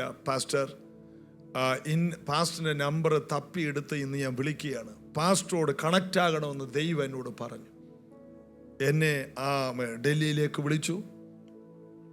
വലിയൊരു ദൈവദാസൻ എന്നെ ഒരു 5 സ്റ്റാർ ഹോട്ടലിൽ കൊണ്ടുപോയി പാർപ്പിച്ചു. എന്നെ വിളിപ്പിച്ചേക്കണം വെറുതെ എന്നെ കാണാൻ വേണ്ടി. ഫ്ലൈറ്റ് ടിക്കറ്റ് എടുത്ത് വിളിച്ച് എന്നെ ഒന്ന് കാണണമെന്ന് ദൈവം പറഞ്ഞു. ഇതെങ്ങനെ സംഭവിച്ചു സഹോദരന്മാരെ? ദൈവം ചെയ്യുന്നതാണ്. ഞാൻ ആ ഹോട്ടലിരുന്ന് കരയുകയാണ്, കർത്താവേ, ഇത്രയും വലിയ ദൈവദാസനെ 10,000 കൂടുന്ന മീറ്റിങ്ങിൽ പുറകിലിരുന്ന് കണ്ടിട്ടേ ഉള്ളൂ. ഈ മനുഷ്യനോട് ദൈവം പറഞ്ഞു, PG വരീസങ്ങളല്ല. അപ്പൊ ദൈവം, നമ്മൾ വിശ്വസ്തയോടെ നമ്മുടെ സങ്കടങ്ങളിൽ പോകുമ്പോൾ നമുക്ക് വേണ്ട ബന്ധങ്ങളെ ദൈവം ഒരുക്കും. നമുക്ക് വേണ്ട എല്ലാ നന്മകളെയും, നല്ല ബന്ധങ്ങൾ. ഇപ്പൊ ചില ബന്ധങ്ങൾ നമ്മുടെ വേദനകളിൽ അറ്റുപോയതിന് സ്തോത്രം ചെയ്യണം. അതിനേക്കാൾ നല്ല ബന്ധങ്ങളെ കർത്താവ് നമുക്ക് വേണ്ടി ഒരുക്കി തരും. നല്ല ബന്ധങ്ങളെ തരും. സ്തോത്രം. അതുകൊണ്ട് അവർ പോയല്ലോ, ഇവർ പോയല്ലോ എന്നോർത്ത് നമ്മൾ ഒരിക്കലും ഭാരപ്പെടരുത്. നമ്മുടെ സങ്കടങ്ങളിൽ ഞങ്ങൾക്ക് ഇന്ന് ആരുമില്ലെന്ന് ഭാരപ്പെടരുത്.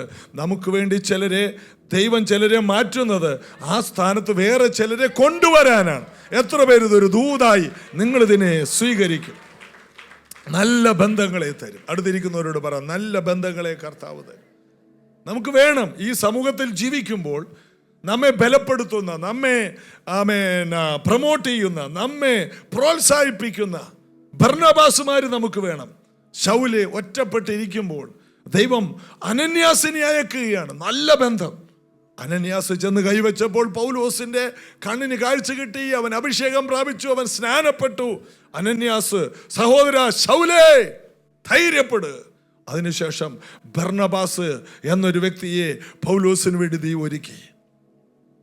അക്കില്ല, പ്രിസ്കില്ല എന്ന ഒരു ഫാമിലിയെ ദൈവം ഒരുക്കി. ഇവരെല്ലാം പൗലോസിനെ വളർത്താൻ, അപ്പോസ്തലന്മാരിൽ ഏറ്റവും ശക്തനായി തീരുവാൻ ദൈവം ഒരുക്കിയ ബന്ധങ്ങളാണ്. ചില ബന്ധങ്ങൾ പോകുമ്പോൾ അതിനേക്കാൾ നല്ല ബന്ധങ്ങൾ ദൈവം നമുക്ക് വേണ്ടി ഒരുക്കി തരും. അതുകൊണ്ട് ബന്ധങ്ങൾ ഒരു ബന്ധനമായി കിടക്കരുത്. അയ്യോ, എൻ്റെ ഇന്ന ആൾക്കാരെ അവർ പിണങ്ങരുത്. അതുകൊണ്ട് അവരെന്ത് പരിപാടി വെച്ചാൽ അതിനെല്ലാം പോകും. സഭായോഗത്തിന് വന്നില്ലെങ്കിലും നിങ്ങൾ ബന്ധനത്തിലാണ്. ബന്ധുക്കൾക്ക് വേണ്ടി ജീവിച്ചാൽ നാളെ നിങ്ങൾക്ക് അവരുണ്ടാകത്തില്ല. കർത്താവിന് വേണ്ടി ജീവിച്ചാൽ കർത്താവ് നല്ല ബന്ധങ്ങളെ തന്ന് നിങ്ങളെ മാനിക്കാനിടയാകും, നിങ്ങളെ ഉയർത്താനിടയാകും. എത്ര പേരതിന് ആമേൻ പറയും?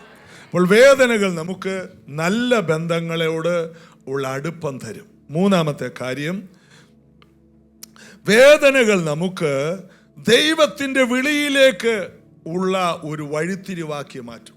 വേദനകൾ നമ്മെ ദൈവ വിളിയിലേക്ക് തിരിക്കും. വേദനകൾ, നഷ്ടങ്ങൾ, അതൊരു സങ്കടമാണ്. നമുക്കറിയാം ശൗലിൻ്റെ ചരിത്രം. പഴയ നിയമത്തിലെ ശൗല്, പുതിയ നിയമത്തിൽ ഒരു ശൗലുണ്ട്, അദ്ദേഹം പൗലോസായിട്ട് മാറി. പഴയ നിയമത്തിലെ ശൗല് അപ്പൻ്റെ കഴുതകളെ, ആടുപോലുമല്ല, ആരെയാണ്? അപ്പൻ്റെ കഴുതകളെ തേടിപ്പോവുകയാണ്. അപ്പം പറഞ്ഞു, നീ കഴുതയെ അന്വേഷിച്ചു പോകാൻ. അവൻ ഇങ്ങനെ അന്വേഷിക്കുകയാണ്. അവനും അവൻ്റെ കൂട്ടുകാരനും കൂടി, അവൻ്റെ കൂടെ ഒരാളെങ്കിലും കിട്ടിയിട്ടുണ്ട്. രണ്ടുപേരും കൂടി ഇനി അന്വേഷിക്കാൻ തമിഴ്നാട്ടിൽ അന്വേഷിച്ചു, ആന്ധ്രയിൽ അന്വേഷിച്ചു, കൽക്കട്ടയിൽ അന്വേഷിച്ചു, UK അന്വേഷിച്ചു. നമ്മുടെ ഭാഷയെ പറഞ്ഞാൽ എല്ലായിടത്തും തപ്പി നടക്കുകയാണ്. എന്താണ്? എൻ്റെ കഴുത എന്തി? നമ്മുടെ പല കാര്യങ്ങളും ഒരു കഴുത പോലെയാണ്. കഴുതയെ ഭാരം ചുമക്കുന്നതാണ്. കഴുതയെ കിട്ടിക്കഴിഞ്ഞാൽ കഴുത ഒരു മെസ്സേജാണ് പറയുന്നത്, ജീവിതം ഒരു ഭാരമാണെന്ന്. അപ്പോൾ പലർക്കും ജീവിതം ഒരു ഭാരമായിട്ടാണ് തോന്നുന്നത്. ഇപ്പോൾ ശൗല് കഴുതയെ അന്വേഷിച്ച് നടക്കുകയാണ്. അവൻ പലയിടത്തും അന്വേഷിച്ചു. ബൈബിളിലൊന്നുമില്ല കേട്ടോ UK അന്വേഷിച്ചു എന്നത്, ഞാനിങ്ങനെ ഒരു ഉദാഹരണം പറഞ്ഞത്. അവൻ പല നാടുകളിൽ ഇങ്ങനെ 1 ശമൂവേൽ 9 അധ്യായത്തിലുണ്ട്. 1 ശമൂവേൽ 9 നിന്നാണ് ഞാൻ ഈ പറയുന്നത്. അവനിങ്ങനെ അന്വേഷിച്ച് ഇവൻ ഇങ്ങനെ കറങ്ങി തിരിച്ച് ആ കാലഘട്ടത്തിലെ ഏറ്റവും ശക്തനായ അഭിഷിക്തനായ ശമൂവേലിന്റെ യാഗം നടക്കുന്ന സ്ഥലത്തോട്ടാണ് ഇവൻ അറിയാതെ വരുന്നത്. ഇവൻ ഈ വന്നതെല്ലാം അവന്റെ വിളിയിലേക്ക് അവൻ കയറി വരികയാണ്. അവൻ ഇറങ്ങിത്തിരിച്ചത് കഴുതയെ തേടിയാണ്. എന്നാൽ അന്ന് അവന് കഴുതയെ കിട്ടിയില്ല. പകരം 1 ശമൂവേൽ 10 അധ്യായത്തിൽ അവന്റെ തലയിലേക്ക് ശമൂവേൽ അഭിഷേക തൈലം ഒഴിക്കുകയാണ്. നിന്നെ ഇസ്രായേലിന് രാജാവായി അഭിഷേകം ചെയ്തിരിക്കുന്നു. അതാണ് ആ വാക്യം. അപ്പോൾ ശമൂവേൽ തൈലപാത്രം എടുത്ത് അവൻ്റെ തലയിൽ ഒഴിച്ചു, അവനെ ചുംബിച്ചു പറഞ്ഞത്, യഹോവ തൻ്റെ അവകാശത്തിന് പ്രഭുവായി നിന്നെ അഭിഷേകം ചെയ്തിരിക്കുന്നു. വന്നതെന്തിനാ? അന്വേഷിച്ചു വന്നത്, പാസ്റ്ററെ, പ്രോഫറ്റെ, ഒന്ന് കണ്ണടച്ച് പ്രാർത്ഥിച്ച്, കഴുത ചെന്നൈയിലാണോ കഴുത ആന്ധ്രയിലാണോ? എറണാകുളത്ത് കഴുതയുണ്ടാകുമോ? എൻ്റെ വരുമാന മാർഗം എവിടെയാണ്? UK ഒന്ന് പ്രാർത്ഥിച്ചു നോക്കിയേ. 2 അന്യഭാഷ കൂടുതൽ പറയാം. ഇനി ഗൾഫിൽ വല്ലയിടത്തുമാണോ? എവിടെയാണ് എൻ്റെ കഴുത? എൻ്റെ വരുമാനം എവിടെയാണ്? എൻ്റെ വരുമാന മാർഗം എവിടെയാണ്? ഒന്ന് പ്രാർത്ഥിച്ചു നോക്കി. അതിനു വേണ്ടിയാണ് ആര് വന്നത്? ശൗല് വന്നത്. എന്നാൽ ഇതിനുള്ള മറുപടിയൊന്നുമല്ല അദ്ദേഹം പറയുന്നത് നിന്നെ ഈ രാജ്യത്തെ രാജാവായിട്ട് ദൈവം അഭിഷേകം ചെയ്തിരിക്കുന്നു. അതിൻ്റെ അർത്ഥം, ശൗലേ, കാണാതെ പോയ നിന്റെ ആ 2-3 കഴുതയുടെ കാര്യമല്ലേ, അത് നീ വീട്ടിൽ ചെല്ലുമ്പോൾ ആ കഴുത അവിടെ നിൽപ്പുണ്ടാവും. നീ കഴുത പോലെ ഇങ്ങനെ നടന്നിട്ട് കാര്യമൊന്നുമില്ല. കഴുതകൾ നേരെ വീട്ടിലെത്തി. നീ ഇപ്പോഴും കഴുതയേക്കാൾ കഷ്ടമായിട്ട് കറങ്ങി നടക്കുന്ന നീ ഇവിടെ വരാനാണ്.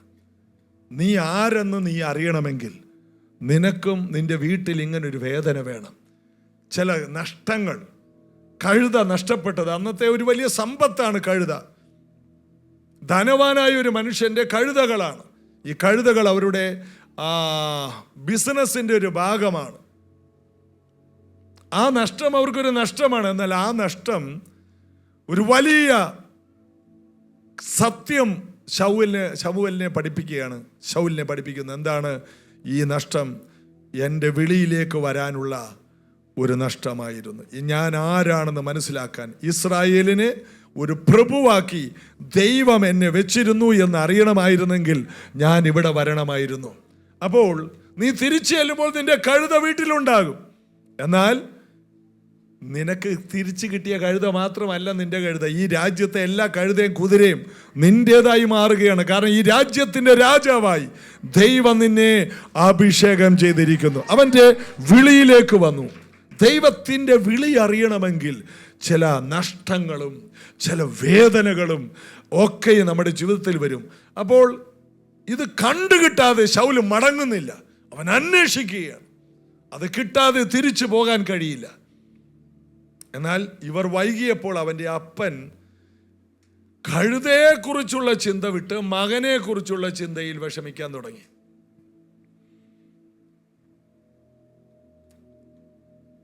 എന്നാൽ ഇവൻ തിരിച്ചു പോകുമ്പോൾ അവൻ വലിയൊരു അഭിഷിക്തനായിട്ടാണ് മടങ്ങുന്നത്. നിങ്ങളൊന്ന് പറ, ആ നന്മ, ആ വലിയ വേദന ഒരു വലിയ നന്മയിലേക്ക് ആരെ തിരിച്ചു? ശൗലിനെ തിരിച്ചു. ഇസ്രായേലിന്റെ ആദ്യത്തെ രാജാവ് എങ്ങനെയുണ്ടായി? ഒരു വലിയ നഷ്ടത്തെ അന്വേഷിച്ച് അത് വീണ്ടെടുക്കാൻ വേണ്ടിയുള്ള ബദ്ധപ്പാടിന് നടുവിൽ ഈ നഷ്ടം എങ്ങനെ പരിഹരിക്കും, ഈ നഷ്ടം എങ്ങനെ പരിഹരിക്കും, ഈ പ്രശ്നം എങ്ങനെ പരിഹരിക്കും, ഇതിനു വേണ്ടി ഇറങ്ങിയതാണ്. രാജാവാകാൻ ഇറങ്ങിയതല്ല. അവനെ രാജാവാകാൻ വിളിച്ചപ്പോൾ അവൻ ഓടി ദേവാലയത്തിലെ സാമാനങ്ങൾക്കിടയിൽ ഒളിച്ചിരുന്നു എന്നാണ് വായിക്കുന്നത്. അവൻ രാജാവാകാൻ ഇറങ്ങിയതല്ല. നിന്റെ വിളി അറിയണമെങ്കിൽ നിനക്ക് ഇങ്ങനെയുള്ള ചില അനുഭവങ്ങൾ വേണം. നീ ആരെന്ന് നീ അറിയാൻ പോകുന്നേയുള്ളൂ. ഇന്ന് നിനക്കുള്ള നഷ്ടത്തെക്കാൾ എത്രയോ 1000 മടങ്ങാണ് ദൈവം നിന്നെക്കുറിച്ച് വിചാരപ്പെടുന്നത്. ശൗല് കഴുതയെക്കുറിച്ച് വിചാരപ്പെടുന്നു. ശൗലിന്റെ അപ്പൻ ശൗലിനെ കുറിച്ച് വിചാരപ്പെടുന്നു. ദൈവമോ ഈ ശൗലിന്റെ രാജത്വത്തെക്കുറിച്ച് വിചാരപ്പെടുന്നു. ഇവൻ രാജാവാകണം. ദൈവം അവനെ രാജാവായി കണ്ടു. അതിനുവേണ്ടി അവൻ്റെ ജീവിതത്തിൽ ദൈവം അനുവദിച്ച വേദനകളാണ് ഈ വേദനകൾ. ഇതുപോലെ നമ്മുടെ ജീവിതത്തിൽ വരുന്ന അപ്രതീക്ഷിതമായ ചില സംഭവങ്ങൾ, അത് അപ്രതീക്ഷിതമല്ല, അത് ദൈവത്തിൻ്റെ പ്ലാനിലുള്ളതാണ്. നിങ്ങളുടെ ഓരോ യാത്രകളിലും ദൈവത്തിന് പ്ലാനുണ്ട്. നിങ്ങൾ ഏത് വഴിക്ക് തിരിഞ്ഞാൽ അത് ദൈവത്തിനൊരു പ്ലാനാണ്. എവിടെയോ വെച്ച് നിങ്ങൾ ഒരു അഭിഷേക തൈലത്തിൻ്റെ മണം അനുഭവിക്കാൻ പോവുകയാണ്. എവിടെയോ നിങ്ങൾക്കൊരു ഷിഫ്റ്റ് ഉണ്ടാകും. ഏതോ തിരിവിൽ ദൈവത്തിൻ്റെ വലിയൊരു പകർച്ചയിലേക്ക് നിങ്ങൾ തിരിഞ്ഞ് ഒരു രാജകീയ അഭിഷേകത്തിലേക്ക് നിങ്ങൾ വരുമെന്ന് മറക്കരുത്. 4ാമത്തെ കാര്യം, വേദനകൾ നമ്മെ കഠിനാധ്വാനികളാക്കുന്നു. എഴുതുന്നവർ എഴുതുക. വേദനകൾ നമ്മെ കഠിനാധ്വാനികളാക്കുന്നു. എല്ലാവരും ഒന്ന് പറഞ്ഞേ, കഠിനാധ്വാനം. കഠിനമായിട്ടൊന്ന് പറഞ്ഞേ, കഠിനാധ്വാനം. വേദനകൾ നമ്മെ കഠിനാധ്വാനികളാക്കും. മനുഷ്യൻ പാപം ചെയ്ത സമയത്ത് ദൈവം ഇറങ്ങി വന്നിട്ട് പറഞ്ഞു, ഹവ്വയോട് പറഞ്ഞു, ഇനി നീ വേദനയോടെ മക്കളെ പ്രസവിക്കും. മക്കളെന്ന് പറഞ്ഞ ശാപമല്ല, അനുഗ്രഹമാണ്. ആദാമിനോട് ദൈവം പറഞ്ഞു, നീ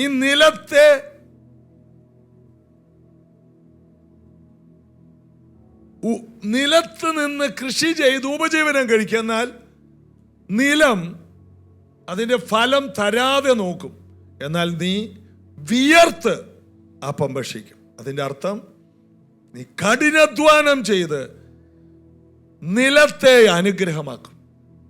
ദൈവം ആദാമിനെ ശപിച്ചില്ല, ഹവ്വയെ ശപിച്ചില്ല.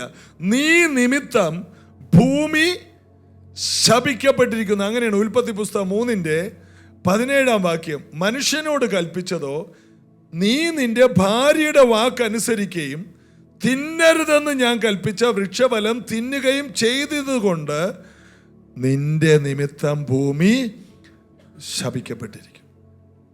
നിന്റെ ആയുഷ്കാലമൊക്കെ നീ കഷ്ടതയോടെ അതിൽ നിന്ന് അഹോവൃത്തി കഴിക്കും. കഷ്ടതയോടെ എന്ന് പറഞ്ഞാൽ കഷ്ടപ്പെടുമെന്നല്ല, ഹാർഡ് വർക്ക് ചെയ്യുമെന്നാണ് അതിൻ്റെ അർത്ഥം. നീ കഠിനാധ്വാനം ചെയ്ത് ഒരു ഫലവും തരാത്ത ഭൂമിയിൽ നിന്ന് നീ ഫലം ഉണ്ടാക്കും. കഷ്ടപ്പെടുന്നവരെ നോക്കിക്കോ, കഠിനാധ്വാനം ചെയ്യുന്നവരെ. വിദ്യാഭ്യാസത്തിൽ കഠിനാധ്വാനം ചെയ്യുന്ന കുഞ്ഞുങ്ങളെ നോക്കിക്കോ, അവർ അതിൽ വലിയ ജയം കണ്ടെത്തും. ബിസിനസ്സിൽ കഠിനാധ്വാനം ചെയ്യുന്നവരുണ്ട്, അവരതിൽ നിന്ന് ഫലം കാണും.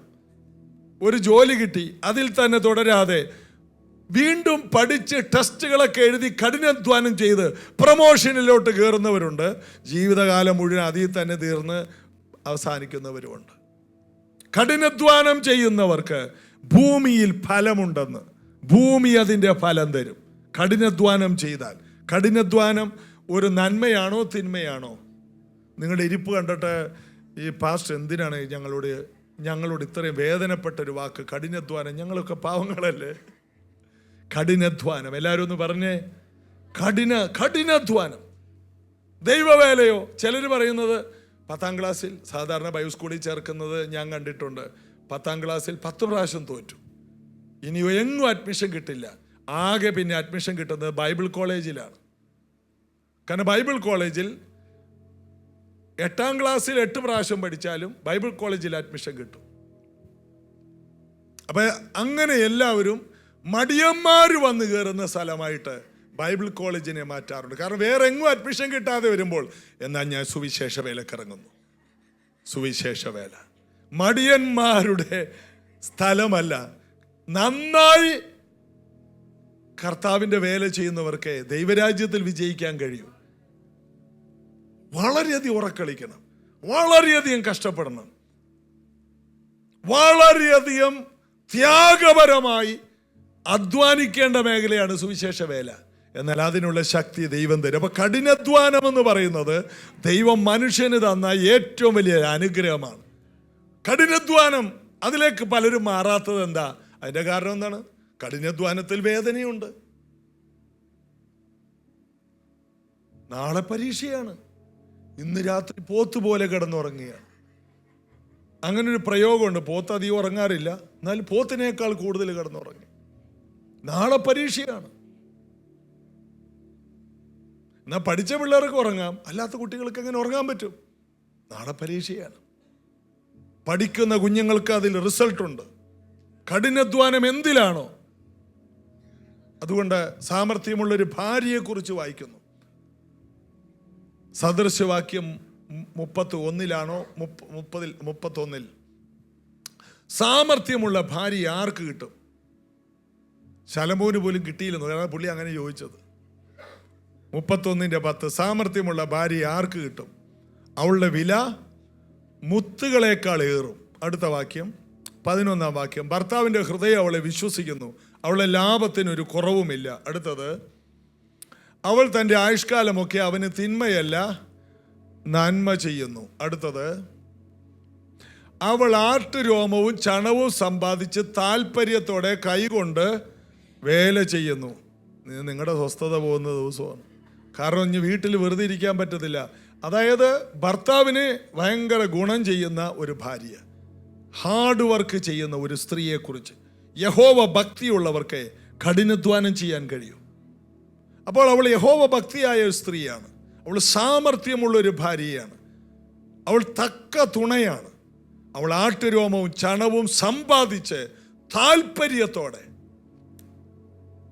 കൈകൊണ്ട് വേല ചെയ്യുന്നു, ഹാർഡ് വർക്ക് ചെയ്യുകയാണ്. അടുത്തത് 14 വാക്യം അവൾ കച്ചവട കപ്പൽ പോലെയാണ്. ഭയങ്കര ബിസിനസ്സുകാരിയാണ്. ചെറുതായിട്ട് തുടങ്ങിയതാണ്, ഇപ്പോൾ ഭയങ്കര ഹോൾസെയിൽ ഡീലറായിട്ട് അവൾ മാറി. ദൂരത്ത് നിന്ന് ആഹാരം കൊണ്ടുവരുന്നു. എല്ലാവരും സ്വിഗ്ഗി ചെയ്യുമ്പോൾ അവൾ ദുബായിൽ നിന്നൊക്കെയാണ് ഫുഡ് കൊണ്ടുവരുന്നത്. എനിക്ക് അങ്ങനെയാണ് വ്യാഖ്യാനിക്കാൻ പറ്റും. അടുത്തത് 15 വാക്യം അവൾ നന്നാ രാവിലെ എഴുന്നേറ്റ്. അത് വലിയ പാടാ പാസ്റ്റേ. നന്നാ രാവിലെ എന്നൊക്കെ പറഞ്ഞാൽ വെളുപ്പിന് 3 മണി ഇന്ന് വരെ കാണാത്ത ആൾക്കാരുണ്ട്. അവൾ നന്നാ രാവിലെ എഴുന്നേറ്റ് വീട്ടിലുള്ളവർക്ക് ആഹാരവും വേലക്കാരത്തികൾക്ക് ഓഹരിയും കൊടുക്കുന്നു. അതിൻ്റെ അർത്ഥം വേലക്കാരത്തികളോട് പറഞ്ഞിട്ടുണ്ട്, ലേറ്റായിട്ട് എഴുന്നേറ്റാൽ മതി, ഞാൻ ചെയ്തോളാം. അങ്ങനെ പറയുന്ന വീട്ടമ്മമാരെ ഞാൻ കണ്ടിട്ടുണ്ട്. പാവം പെങ്കൊച്ച്, അവളുടെ വീട്ടിലാകെ കഷ്ടപ്പാടായതുകൊണ്ടാണ് ഇവിടെ വന്നത്. അതുകൊണ്ട് ഞാൻ അവളെ വിളിക്കാറില്ല. ഞാൻ രാവിലെ എഴുന്നേറ്റ് എല്ലാം ഉണ്ടാക്കും. പിന്നെ ചേച്ചി എന്നെ എന്താ വിളിക്കാഞ്ഞേ, അങ്ങനെ പറഞ്ഞവരെ ഞാൻ കണ്ടിട്ടുണ്ട്. അതൊക്കെയാണ് അനുഗ്രഹിക്കപ്പെട്ടവര്. അവൾ നന്നാ രാവിലെ എഴുന്നേറ്റ് വീട്ടിലുള്ളവർക്ക് ആഹാരവും വേലക്കാരത്തികൾക്ക് ഓഹരിയും കൊടുക്കുന്നു. കഠിനാധ്വാനം ഇല്ലാത്ത ഒരാൾക്ക് ഇങ്ങനെ ചെയ്യാൻ കഴിയുമോ? കഠിനാധ്വാനം. മടിയനൊന്നും വേട്ടയാടി പിടിക്കുന്നില്ല. ഉത്സാഹമോ മനുഷ്യന് വിലയേറിയ സമ്പത്താണ്. ശലോമോൻ പറയുകയാണ്. 16 വാക്യം അവൾ ഒരു നിലത്തിന്മേൽ ദൃഷ്ടി വെച്ച് അത് മേടിക്കുന്നു.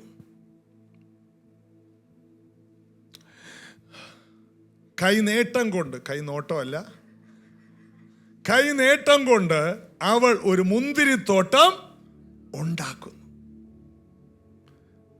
ഇത് കേൾക്കുമ്പോൾ ഇവരെല്ലാം പ്രാർത്ഥിക്കുകയാണ് ആ ഭാഗം വെച്ച്. ഞങ്ങളെല്ലാം കർത്താവേ, ഞങ്ങളുടെ സഹോദരിമാരോട് ഇടപെടണമേ, കർത്താവെ സംസാരിക്കണമേ. ഞങ്ങളുടെ എല്ലാം പ്രാർത്ഥനയാണ്. ഒരു നിലത്തിന്മേൽ ദൃഷ്ടി വെച്ച് അത് മേടിക്കുന്നു. കൈനേട്ടം കൊണ്ട് അവൾ ഒരു മുന്തിരിത്തോട്ടം ഉണ്ടാക്കുന്നു. അടുത്തത് 17. അവൾ ബലം കൊണ്ട് അരമുറുക്കുകയും, രാവിലെ എഴുന്നേറ്റ് വ്യായാമം ഉണ്ടല്ലേ, ഭുജങ്ങളെ ശക്തീകരിക്കുകയും ചെയ്യുന്നു. ഭയങ്കര രാവിലെ സ്റ്റാമിന കൂട്ടുന്നു, മസിൽ സ്ട്രെങ്ത് കൂട്ടുന്നു. അടുത്തത് 18 വാക്യം. തൻ്റെ വ്യാപാരം ആദായമുള്ളത് എന്ന് അവൾ ഗ്രഹിക്കുന്നു. അവളുടെ വിളക്ക് രാത്രിയിൽ കെട്ടുപോകുന്നില്ല. കാരണം അവളുടെ വിളക്കിൽ മണ്ണെണ്ണയുണ്ട്. മണ്ണെണ്ണ എല്ലാം നേരത്തെ അവൾ ശേഖരിച്ചു വെച്ചിരിക്കുകയാണ്. മടിച്ചുകളുടെ വിളക്കിൽ എണ്ണയില്ല, അതുകൊണ്ട് കെട്ടുപോയി. അത് നമുക്കറിയാം 10 കന്യകമാരുടെ ഉപമയിൽ.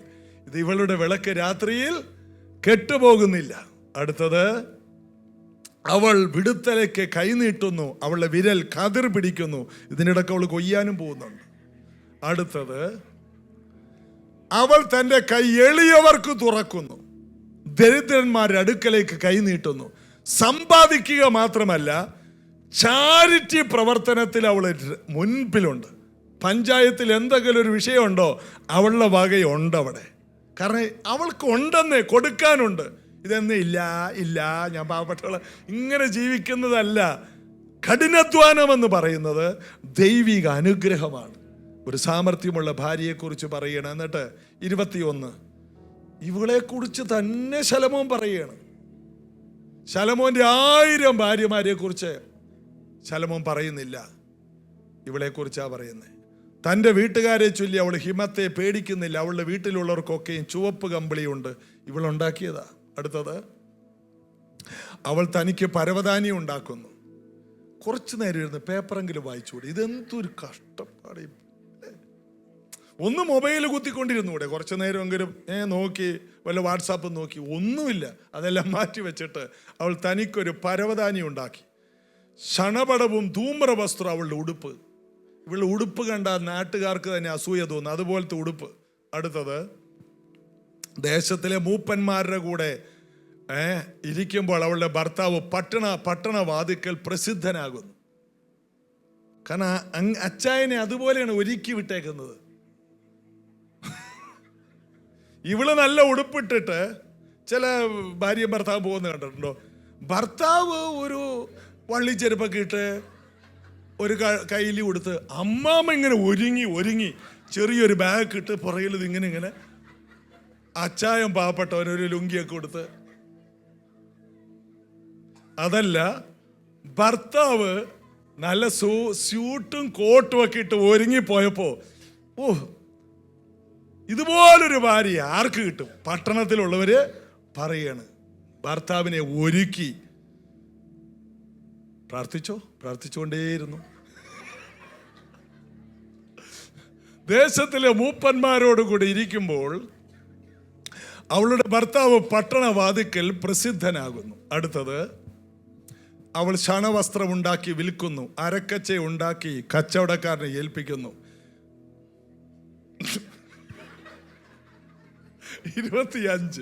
25 ബലവും മഹിമയും അവളുടെ ഉടുപ്പ്. ഭാവി കാലം ഓർത്ത്, എനിക്കാരുമില്ലേ, എനിക്കൊന്നുമില്ലേ, തന്നെ കെട്ടിയ കാലം മുതലാണ് ഞാനിത് അനുഭവിക്കുന്നത്. ഇതിലും നല്ലൊരു കല്യാണക്കാരി ആദ്യം വന്നതാണ്. തൻ്റെ മീശ കണ്ട് ഞാൻ ഇറങ്ങിയതാണ്. അയ്യോ,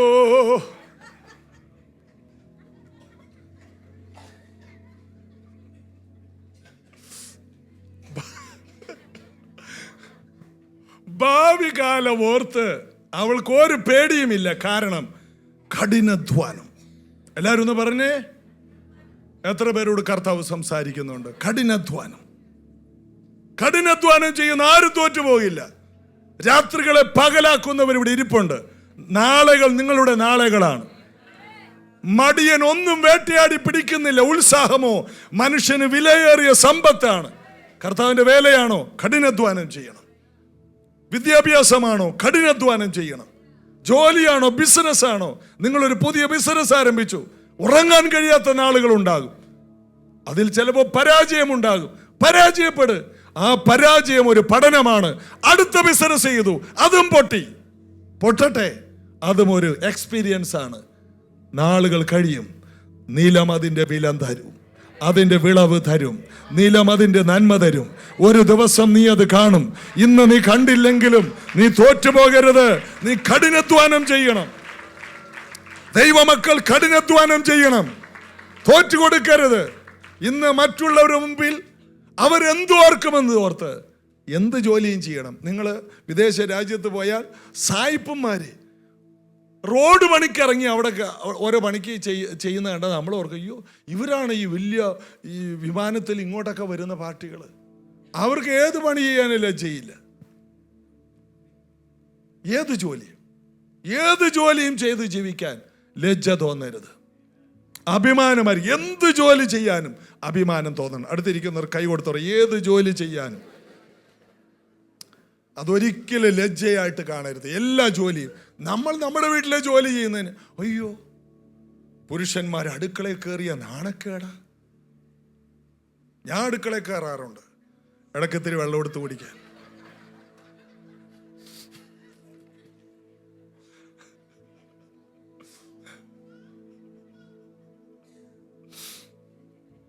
അയ്യോ ആ വീട്ടിൽ ആ ചേട്ടനാണ് എല്ലാ പണിയും ചെയ്യുന്നത്, ചേച്ചി അങ്ങനെ നല്ല പാചകമൊക്കെ ആ അച്ചായനാണ്. നല്ല കാര്യമല്ലേ?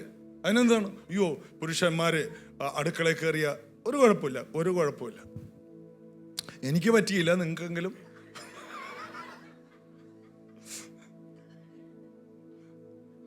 ബലവും മഹിമയും അവളുടെ ഉടുപ്പ് ഭാവി കാലം ഓർത്ത് അവള് പുഞ്ചിരിയിടുന്നു. കഠിനാധ്വാനം. നാളെകളെ കുറിച്ച് ചിരിക്കണമെങ്കിൽ ഇന്ന് കണ്ണുനീരോടെ വിതയ്ക്കണം. നാളെ ആർപ്പോടെ നമ്മൾ കൊയ്യും. ഇന്ന് കറ്റ ചുമക്കണം. വിത്ത് വിതച്ച് കരയുന്ന എല്ലാം ഇൻവെസ്റ്റ് ചെയ്യുകയാണ്. വിത്ത് വിതച്ച് കരഞ്ഞുകൊണ്ട് നടക്കുന്നത് എല്ലാം ഇൻവെസ്റ്റ് ചെയ്യുകയാണ്. എല്ലാം ബിസിനസ്സിന് വേണ്ടി കൊടുത്തു. ദൈവമേ ഈ ബിസിനസ് വിജയിക്കുകയോ വിജയിക്കാതിരിക്കുകയോ നിന്റെ കഠിനാധ്വാനം അതിലൂടെ പുറത്തെടുക്കണം. കഷ്ടപ്പെട്. പല കോഴ്സും പഠിച്ചു, സാരമില്ല, അടുത്ത കോഴ്സ് പഠിക്കേ. എവിടെയാണ് നാം ശരിയാകാൻ പോകുന്നത് നമുക്ക് പോലും അറിയില്ല. ദൈവം മിണ്ടത്തില്ല. ഇന്ന് ചെയ്യുന്ന പല കാര്യങ്ങളിലും ശരിയായില്ലെങ്കിൽ അതൊരു എക്സ്പീരിയൻസ് ആണ്, ഒരു അനുഭവമാണ്. പല പരാജയങ്ങളും അനുഭവ സമ്പത്താണ്. എത്ര പേര് അതിന് ആമേൻ പറയും? പരാജയപ്പെടണം. പരാജയപ്പെടാത്ത ഒരു കുഞ്ഞ് എഴുന്നേക്കാൻ തുടങ്ങുമ്പോൾ തന്നെ പരാജയപ്പെടുകയാണ്, വീഴുകയാണ്. വീണ കണ്ടപ്പോൾ അമ്മ പറയണം, എൻ്റെ പൊന്നുമോൻ ഒരിക്കലും വീഴാൻ പാടില്ല. കിടന്ന കിടപ്പാണ് 18 വയസ്സായിട്ട്. കാരണം അവനെ എഴുന്നേറ്റാ വീഴും. എന്നാൽ ഒരമ്മയെ അങ്ങനെ കിടത്തിയില്ല. വീണെടുത്തൊന്ന് എഴുന്നേക്ക്. ഇതുപോലെ ജീവിതത്തിൽ ജയപരാജയങ്ങൾ ഉണ്ടാകും. എന്നാൽ കഷ്ടപ്പെട്ടായാൽ ആ കുഞ്ഞിനെ നടക്കാൻ പഠിപ്പിക്കും, ഓടാൻ പഠിപ്പിക്കും. എന്താണ്? ആ കഷ്ടതയിലൂടെ പോകുന്ന ഒരു വ്യക്തി ഭൂമിയിൽ നിന്ന് നന്മ കാണും. ഭൂമിയിൽ വിളവ് കാണണമെങ്കിൽ നീ വിയർക്കണം. നെറ്റിയിലെ വിയർപ്പോടെ നീ ചിലത് ഭക്ഷിക്കും. പൗലോസ് അതിനെക്കുറിച്ച് പറയുന്നത് വേല ചെയ്യാത്തവൻ തിന്നരുതെന്ന്. പൗലോസ് പറഞ്ഞതാണ് വേല ചെയ്യാത്തവൻ തിന്നരുത്. മെതിക്കുന്ന കാളയ്ക്ക് മുഖക്കൊട്ട കെട്ടരുത്. വേല ചെയ്യാത്തവൻ തിന്നരുത്. വേല ചെയ്യാത്തവൻ തിന്നാലുള്ള കുഴപ്പം എന്താണ്? ഇവൻ വിയർത്തിട്ടില്ല. വിയർക്കാതെ തിന്നാൽ തിന്നുന്നതെല്ലാം ഫാറ്റാകും, എനർജി ആകൂല. തിന്നുന്നതെല്ലാം കൊഴുപ്പാവും. അതുകൊണ്ടാണ് വലിയ വയറുണ്ടായി വരുന്നത്. പിന്നെ വിയർക്കാത്തവൻ തിന്നാൽ. അതുകൊണ്ടാണ് ഒന്നും ചെയ്തില്ലെങ്കിൽ നടക്കാനെങ്കിലും കുറഞ്ഞത് പോകും. ബീച്ചിൽ പോയി ഒന്ന് നടന്നിട്ട് വാ, ഒന്ന് വേർത്തിട്ട് വാ, എന്നിട്ട് എന്തെങ്കിലും കഴിക്കുക. അല്ലെങ്കിൽ കൊളസ്ട്രോൾ മാറുന്നില്ല, ഷുഗർ മാറുന്നില്ല, ഇതിൻ്റെ എല്ലാം മരുന്ന് കഴിക്കേണ്ട ആവശ്യമില്ല. ഒന്ന് വിയർക്ക്, ദിവസവും ഒന്ന് വിയർക്ക്. അടുത്തിരിക്കുന്നവരോട് പറ, ഒന്ന് വിയർക്കാൻ പറ. AC-യിൽ ഇരിക്കുന്നതുകൊണ്ട് വിയർക്കാനും പറ്റുന്നില്ല. വിയർക്കണം, നന്നായി വിയർക്കണം. നീ നെറ്റിയിലെ വിയർപ്പ് കൊണ്ട് അപ്പം ഭക്ഷിക്കും. ഈ നിലം നീ വിയർക്കുമ്പോൾ അതിൻ്റെ ഫലം തരും. ഈ ഭൂമിയിൽ നമുക്കൊരു ഫലമുണ്ട്. ഇത് കർത്താവ് ഇടപെട്ട ഒരു കാര്യമാണ്. വിയർത്താൽ അതിനൊരു ഫലമുണ്ട്. കഠിനാധ്വാനം ചെയ്താൽ അതിനൊരു ഫലമുണ്ട്. കുഞ്ഞുങ്ങളുടെ പരീക്ഷ നടക്കുന്ന സമയമാണ്. ആരും പഠിക്കാത്ത കോഴ്സുകൾ എടുത്ത്, നല്ല ഭാവി ഉണ്ടാക്കുന്ന കോഴ്സുകൾ എടുത്ത് പഠിക്കണം. വെറുതെ ആർക്കും വേണ്ടാത്ത കുറേ കോഴ്സുകൾ ഇങ്ങനെ പഠിച്ച് പോകുന്ന കുറേ പേരുണ്ട്. ഒരു ജോലിയും കിട്ടത്തില്ല. എന്നാൽ ജോലി കിട്ടുന്ന ചില കോഴ്സുകൾ അത് കണ്ടുപിടിക്കണം, പഠിക്കണം. അങ്ങനെ പഠിച്ച് പല രാജ്യത്തുള്ള കുഞ്ഞുങ്ങൾ ഇവിടെ ഇരിക്കുന്ന പലരുടെയും മക്കളാണ്. കാരണം അവർ കണ്ടുപിടിച്ചു, ഞാൻ ഇന്നത് പഠിക്കും, അത് കഷ്ടപ്പെട്ട് പഠിക്കും, എന്നിട്ട് ഇന്ന ജോലിക്ക്. അങ്ങനെ ലക്ഷ്യത്തോടെ കഠിനാധ്വാനം ചെയ്ത് പഠിച്ച് നിങ്ങൾക്ക് വേണ്ടി ഒരു ഭാവി ഉണ്ടാക്കിയെടുക്കണം. എത്ര പേര് ആമേൻ പറയും? കഷ്ടപ്പെടണം, കുടുംബമായിട്ട് കഷ്ടപ്പെടണം, ത്യാഗപരമായി എല്ലാം എക്സലൻ്റ് ആയിട്ട് ചെയ്യണം. ഏറ്റവും നന്നായി പഠിക്കണം, ഏറ്റവും നന്നായി ജോലി ചെയ്യണം, പരാജയങ്ങളെ സ്വീകരിക്കണം. പരാജയപ്പെടാൻ വേണ്ടി തന്നെ കുറേ കാര്യങ്ങൾ ചെയ്യണം. പരാജയപ്പെടണം. ഫുട്ബോൾ കളിക്കാർ അവരുടെ കളിയിൽ ഏറ്റവും വലിയ ട്രെയിനിങ് ആണ് വീഴാൻ പഠിക്കുക. കാരണം നമ്മൾ വീണാൽ പിന്നെ എഴുന്നേക്കൂല. അതുപോലത്തെ വീഴ്ച അവർ വീഴുന്നേ. അവരെ വീഴാൻ പഠിപ്പിക്കും. ഏത് തരത്തിൽ വീണാലും എഴുന്നേറ്റ് പോരുന്ന പൂച്ച എങ്ങനെ ഇട്ടാലും നാലുകാലയിൽ എന്ന് പറഞ്ഞ പോലെ അവർ ക്രിസ്ത്യാനോ റൊണാൾഡോയും മെസ്സിയൊക്കെ എല്ലാവരും ചവിട്ടാണ്, മൊത്തം ചവിട്ടാണ്. ഈ ചവിട്ട് കഴിഞ്ഞിട്ട് അവർ തന്നെ എഴുന്നേറ്റ് പോരുകയാണ്. കാരണം എഴുന്നേക്കാൻ പഠിക്കണം, വീഴാനും പഠിക്കണം, എഴുന്നേക്കാനും പഠിക്കണം. അടുത്തിരിക്കുന്നവരോട് പറ, വീഴാനും പഠിക്കണം, പരാജയപ്പെടാനും പഠിക്കണം, അതിൽ നിന്ന് പുറത്തു വരാനും പഠിക്കണം. എനിക്കൊരു വൻ പരാജയം, ഞാനൊരു പരാജയമാണെന്ന് ഇരിക്കരുത്. എല്ലാ വേദനകളിലും ഒരു വിയർപ്പുണ്ട്. ആ വിയർപ്പിൽ നിന്ന് നീ എഴുന്നേറ്റ് വരും, നന്മകളുമായിട്ട് എഴുന്നേറ്റ് വരും.